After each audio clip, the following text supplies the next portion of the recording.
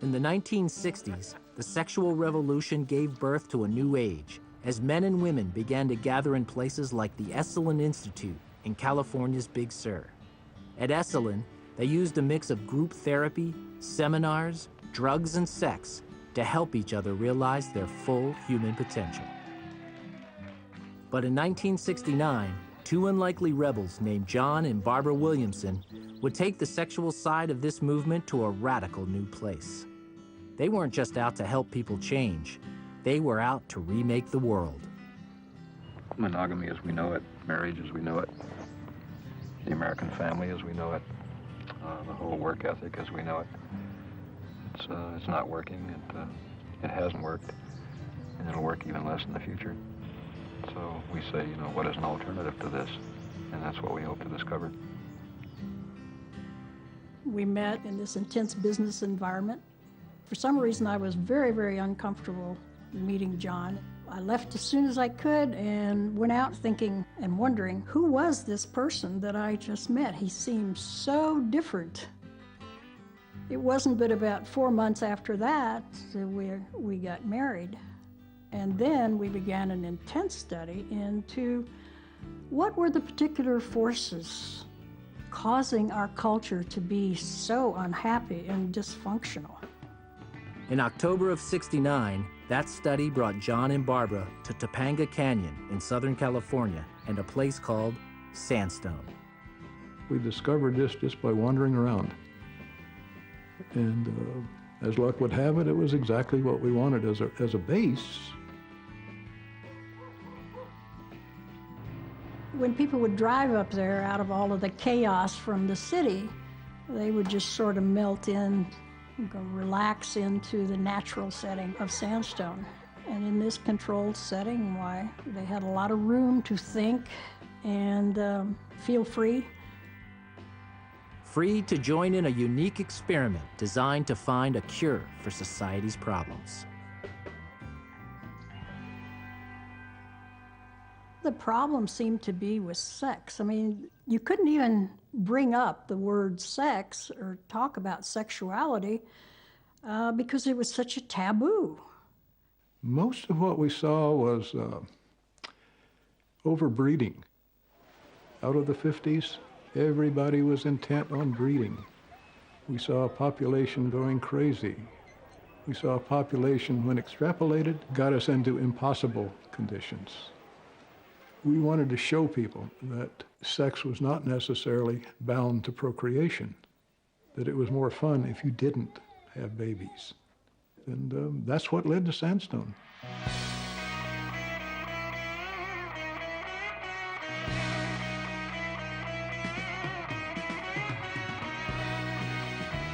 We're going to have a place where it's beautiful, we have good food, we have people of a certain kind of intellect and breadth. We're going to talk a little, we're going to play ping pong, and then we're going to have sex with whoever and whenever we please. And nobody needed to be ashamed at Sandstone. We were basically saying that, hey, you know, people are good. Our minds and our bodies are good, and we should relish this and grow into the best human beings that we can. We couldn't do that by having our sexuality stymied. So many people was like, my God, well, you know, the family, the structure, you know, no one will get up and go to work in the morning.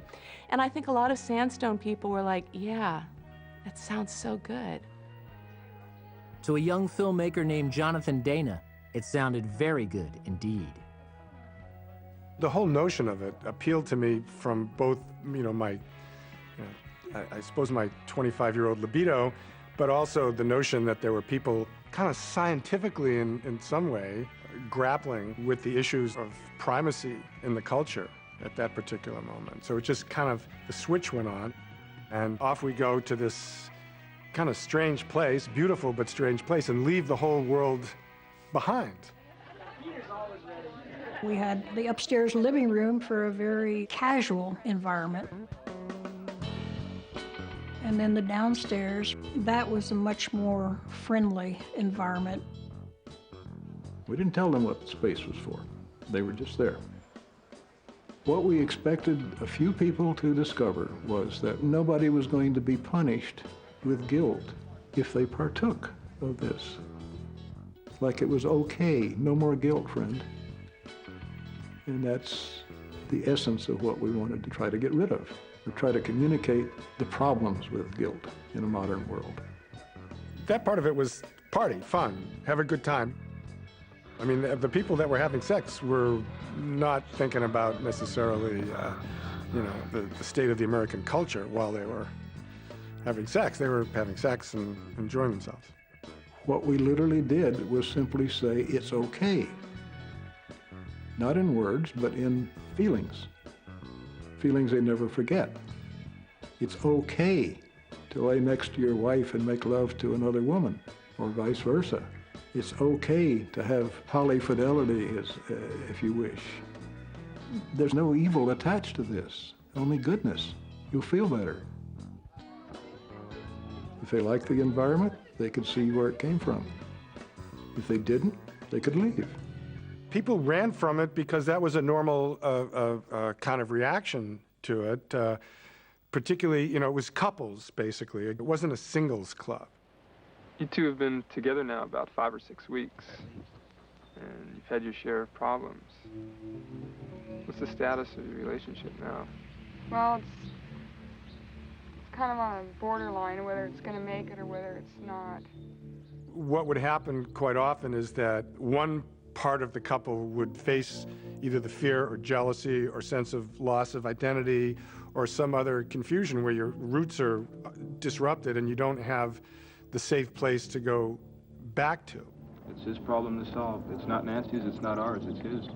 And so far it's had no effect on the community except that we've noticed that Nancy's been with a kid and Tom's been upset about it, you know. I never saw a fist fight in the 15 months that I was there. But I saw a lot of emotional disruption and some arguments, and again, deep confusion. I don't want a primary relationship, and I just, you know, I wanted to be friends. Well, the animosity started. There's a lot of confusion right now that I'm not really sure how to handle. I've never come up across anything like this before. You had these great heights of exploration, and you also had the kind of great terror sometimes of being in a place that you didn't recognize or didn't know how you were going to get out of. But that, again, if you talk to John, I'm sure, would be exactly what they wanted to happen. All I can say for sure is that an awful lot of things are happening in our society that are changing, and some people are keeping up with it, some aren't. After 4 years at Sandstone, John and Barbara Williamson decided that their experiment had run its course. Well, we ended Sandstone for a couple of reasons. One, we spent $500,000, which was about $6 in today's money. That cleaned us out. We had accomplished everything, or almost everything, that we had hoped for. So we said, we're out of here. I was sorry that Sandstone came to an end, and I was sorry to see that there were not any other people in our culture to step in and say, hey, this is a good thing for society, and let's keep it going. When I found out Sandstone was closing, I was a little bit heartbroken, actually, because we were still living there, and we were kind of the people that turned out the lights. I made the film with my then wife, and it was a pretty big experience for both of us. It did impact our life to the extent that we ended up meeting another couple and living in a group marriage for some period of time.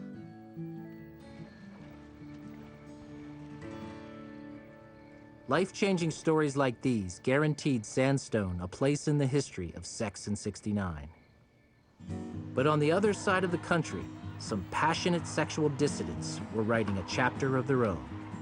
In the late 60s, as women's liberation really started mobilizing, you already saw the seeds of erotic discontent.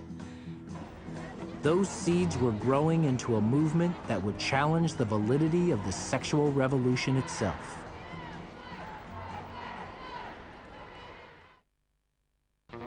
By 1969, some women were beginning to notice that the sexual revolution had turned the entire world into an erotic candy store for heterosexual men. There was this double standard, and sexuality was totally different for men than it was for women. A lot of shame was dumped on women, not men. But, you know, men were always told to go out and taste it all and, you know, enjoy it. That was part of becoming a man. But a woman, oh, no, no, no, no, no. Women are supposed to be pretty and make themselves attractive because men had all the power. Men dominated women. You didn't even think that there was anything the matter with it at first because it's just the way the world was. And then suddenly this light went on. We saw that sex was at the absolute center of women's oppression. The idea that showing more is liberating. Now, there are plenty of women who would say showing more is not necessarily liberating, and in fact, it can be freezing cold. The mini skirt is the best example. And the whole style in the 60s of the go-go dancer. You're on display, you're shaking your body, you're semi-cheerleader, but with a real sexual message, and that's supposed to be liberating. There's much more of a commercialization of sex. The billboards and the ads and the use of women's bodies, particularly to sell all kinds of products. It's a kind of no holds barred by the late 1960s. But being seen as nothing more than an object of male desire left a lot of women feeling angry and unfulfilled. It was a lesson many of these women had learned firsthand. I had been an editor on an encyclopedia, and then when I got pregnant, I had to leave my job and stay home and take care of my children. And I thought that my independent life was over, that I'd had a good run, but now I had children, and that was it, and it was going to be all downhill for the rest. And then the women's liberation movement came along, and suddenly I get to have a whole new life. I had quit a job as a television news writer for the ABC network to go freelance as a magazine journalist. And there was this new women's movement, and I was awfully interested in that, and I wanted to write about it. These sexual dissidents were coming together in a new movement they called radical feminism. And one of the top items on their agenda was the fight for women's erotic rights. No more titles, no more pain, no more trying to hold them back in vain. People look back and say, oh, those feminists were anti-sexual. Feminists in the late 60s, whether they were heterosexual or lesbian, were usually pretty sexually active. We wanted to have sexual pleasure on our terms, not on men's terms, and we wanted to have the freedom to initiate sex, to sleep with whomever we wanted, to have the same kind of freedom that men did. If there's going to be a liberation, if there's going to be a revolution, who's it going to be for? The sexual revolution's feminist rebels were looking for ways to get this message out. The annual broadcast of a beloved tradition seemed like the perfect chance. I'm from a little town in Southern California called Yucaipa. In those days, it was like, you know, everybody gathers around now to watch the Super Bowl. You gathered around to watch who the new Miss America would be. So I was just totally thrilled and excited to be stepping into something that I had watched my whole life as a little girl. It was an annual huge event that people watched, like the Oscars. And there were women being paraded up and down like cattle. And although they were supposed to present some kind of talent, everybody knew that what they were really being judged by was their looks. Millions of television viewers saw the annual contest as a glorification of American femininity. But the feminists claimed it demeaned women by reducing them to sexual objects. On September 6, 1969, they took to the boardwalk in Atlantic City to deliver that message. this was a protest which really grew out of this real frustration with women's sexual objectification. That's what this was about. The idea that somehow the only thing that made you valuable and worthwhile in society was your bust line, your curvaceousness, your lovely hair, any of that. Women should not aspire to be Miss America. We should aspire to be doctors, lawyers, engineers, everything. Anything there is in life we should aspire to, not to be a beauty queen. They actually said, we're not going to be able to have the parade this year because they felt that it was too dangerous, which was baffling. There were police everywhere surrounding the convention center, and they said that there's the women's liberation movement, they're burning their bras, they're going to boycott, they were worried about the safety of the contestants. And so it was like, wow, there's people that are out here, worried about what us little beauty queens are doing. The protesters were trying to get Miss America's fans to see the beauty queens the way they did, as victims of a system designed by men to keep women in their place, economically, emotionally, and sexually. On the one hand, the conditions for sexual liberation have never been better. You have the FDA approving the birth control pill in 1960, right? That should mean that all kinds of sexual vistas are opening up to women. But there is a long-standing cultural presumption that sex, heterosexual sex, should be of the 3.5-minute missionary style variety. And so a lot of energy was spent in sort of analyzing the dynamics of heterosexual sex. Men were allowed to have orgasms. That was the point of sex for them, and women seldom did. Come in, baby. We didn't even know what an orgasm was supposed to feel like. Someone would say, did you come, did you come? And you would think, well, did I? I mean, there was a lot of heavy breathing. You didn't know. And then, of course, the answer had to be, yes, I think so. It was an age of the faked orgasm or the lie about orgasm. And women were tired of that. In the vagina. And as you go above... Frustrated women were taking matters into their own hands. The women's liberation movement gave me a kind of sexual confidence that I never had before. I was suddenly, for the first time in my life, able to tell my lover what I wanted, physically, sexually. I had never felt that right before. Women were opening up to possibilities for women to be less dependent on men for sexual pleasure. For example, the critique of the vaginal orgasm. The idea that women could only have sexual pleasure with full penetration by a man, when in fact, not only could men pleasure women in multiple ways, women can pleasure women, women can pleasure themselves. It took some women down the path of lesbianism, it took some women down the path of divorce, and others did develop really meaningful and egalitarian relationships with their male partners. This is why I think we would say feminism was the movement that most remade American society. Because, boy, no home was left untouched. I can see why the women's liberation thought that this has got to change. And they were right about that. But when you're, 17 years old and you're in the Miss America pageant and you're excited about being a part of something that you've watched forever, and you can't possibly understand what could be wrong about that. Didn't get it at the time. Didn't really get it at the time, no. I understand it now, and I'm grateful for the women's movement. My God, I'm grateful for it, and we still have a long way to go. There are many, many ways of living. There are many ways of having satisfying sex. There are many different routes to satisfaction in one's life, and I think that for women, this is the major legacy of the women's movement. 40 years later, the movement that debuted in Atlantic City has transformed sex in America and won millions of once skeptical converts to its cause. But women weren't the only ones taking to the streets in 1969 to demand their sexual rights. When we turned the corner, the bar had just gotten raided and people were pulled out. About 100 and 150 people out there on the street.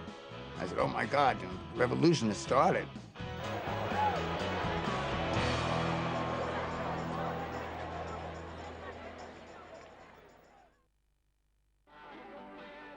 In 1969, New York's Greenwich Village was world famous for giving artists, beatniks, and bohemians their place in the sun. But even here, in this center of liberalism and free love, gay men and women were still being forced to hide in dark corners and meet on the wrong side of the law. The bars were controlled by the mafia. The windows were all covered so that you couldn't see out, nobody could see in. You'd have to pay for watered-down drinks. And you were always made to feel like a pervert and a crook. They did not allow gay people to touch, not only to kiss, just to touch or hold hands. It was absolutely forbidden. If you danced slow there, they had these very handsome, usually mafia men that came over and just broke you up in a very curt, mean way. All those sort of rules that were in place, because it was very illegal. You could be arrested if you were in drag, if you didn't have, you know, 2 pieces of male clothing on. And if you were arrested, your name was released. I mean, your career, life, et cetera, could be ruined. You were forced almost to be pushed into deviant situations. Of course, people would end up having sex in subway tea rooms. Where else could they go? Or there was the movie theaters on 42nd Street, where people would just be masturbating up at the balcony. Where I used to go was down at the other end of Christopher Street, which is what was called the Trucks and the Wharf. And that's where I had my sex, because it was free. You cruised Greenwich Avenue, and you cruised Christopher Street up until around Stonewall. If you crossed 7th Avenue, you were either going to the Trucks, or you were going to the only leather bar, which was Keller's. But there was one mafia bar called the Stonewall Inn that was different from Keller's or any of the other outposts in the mob's empire of gay clubs. It really did have a little window that slid open, like you see in mafia movies, a window around this big where the guy would look through a space like this, and then he would size you up whether you were going to get in or not. The kids trying to get inside knew there was something different about the Stonewall Inn right from its opening night. I was in Stonewall the first night it opened. I was 18, and I walked in and saw these guys dancing. Then in the next room, saw tons of guys dancing. I said, oh, this will never last. Guys dancing with guys will never last, you know. Bars usually opened and closed pretty quick then. Either that or they were extremely secret. And since we were teenagers, it being a dancing bar was the draw for us. I mean, there's many people that say, oh, that place is a dump, a dive. But no, it was, for us, it was a treasure. I'm sorry. I lived in that neighborhood. It was not the gay club of choice. Stonewall had no liquor license, had no hot water, but it's also a place where runaway kids, underage kids, could hang out and get in. My friends were there. You know, it was my community. You have to remember, there was no gay or lesbian center. There was no place for young gay people to be. It was the first time you could really be among your own.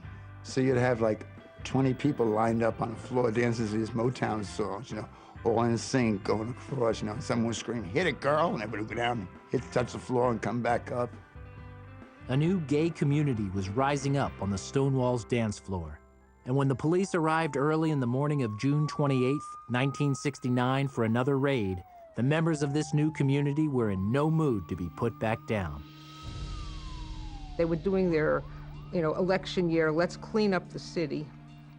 And what they would do, of course, is arrest gay people, arrest prostitutes, throw them in jail. This routine raid would have revolutionary results. We weren't going to take it anymore. It was like, no. We're dancing. This belongs to us. You're not taking that right from us. As the cops started pushing us back, somebody ran and got bricks. A brick would come into the crowd and would hit a cop, or would hit somebody else. So things started to get bad. Bad enough to force the men who considered themselves New York's finest back inside the Stonewall Inn. The police pulled back inside and called for reinforcements. There was only one car at the time. They were basically locked in the bar because they were afraid of what we were going to do to them. And had we gotten in there, I would have probably killed him. And then people got a parking meter, and then it was smash open the doors. And they rammed the doors, and you just see this boom, boom. More police came. And by now the crowds are growing and the crowds are growing. The police are trying to control and clear the streets. The police come in, and then the crowd moves in, and they taunt back and forth. I know people that will remember nonstop action. I don't remember nonstop action. I remember like a lot of things happening, but also a lot of like eye of the hurricane moments, where like everything is kind of like tense with nothing happening, but the air is full of this kind of like something is happening. Would you see garbage cans going on fire? You see Molotov cocktails getting lit and thrown, and all of a sudden you were actually in the middle of a riot. And it's like something I've never seen before. It became like a war zone. And that was the moment that sparked everything.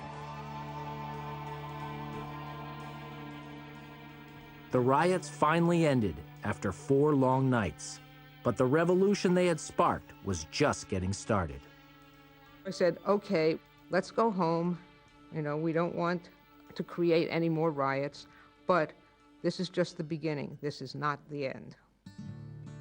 So the left gays and the gay lefts got together and we formed this organization. We came together and we decided that we should have a name. And we were tossing around words like Liberation Front, and then Martha Shelley suggested gay. All of a sudden I start pounding the table saying, that's it, we're the Gay Liberation Front. We were telling people to come out, come out, come out. Come out became very early on the chant. Come out, come out. Gay Liberation Front groups started forming all over the country. They formed in the Bay Area, they formed in little towns. I think there was one in Lawrence, Kansas. It was in your face. We're not going to take any more. We're not going to be pushed back in the closet. We're not going to accept less than absolute full rights. And we're here to stay. And so you better get used to it. All of a sudden you had a gay community in a sense that you never had before. Like, wow, look at this. You know, we have power. We wanted to create a world that was safe to be sexual. I may not agree with your interpretation of what that means, and I may not, some of the stuff you may want to do is something I don't want to do, but that's not the point. The point is that you have the right to be sexual and not be ashamed. Today, over 40 years after the Stonewall riots erupted in the streets of Greenwich Village, people still come together every June in the streets of cities around the world to celebrate the sexual freedom won in the movement that began at Stonewall. I really absolutely believe that Stonewall, the event itself, fundamentally changed how gay and lesbian people all over the world saw themselves from that point forward. You know, no matter what the cultural differences are, etc., that was a pivotal historical moment. What we were saying was, we have the right to be who we are. We could be who we wanted, and we had just as much right to a place in the sun as anybody else. But lesbians and gay men aren't the only ones with good reason to celebrate the freedoms won during the sexual revolution of 1969. There's a legacy to the sexual revolution that is informing our lives every minute. Gender roles, how men and women live today, the way families are being raised and family connections, the way we feel we can navigate in life with sexual desires. And it's something we take for granted, and it's something I'm so grateful for. I think I was the first person in my family that actually, lived with a man, and I wasn't married to him. It was hard for my father to get, to embrace that. He felt that he had failed me as a father. We literally pulled apart, and it was painful. But when we came back together, it was worth it, because we came back together as two individuals that respected one another. I have to give kudos to all of the parents of children of the sexual revolution who were able to cross the bridge with their children and not desert them. 69 said to everybody, even you can have sex. By the time the 70s came along and the sexual revolution hit the suburbs, That's when everything went through the roof. But it wouldn't have happened unless '69 happened, you know? So we all have to, you know, get down and bow down before 1969 and all the people that took chances and did brave things so that we could have lived better lives. Join us here next week, same time. Till then, good night. Night.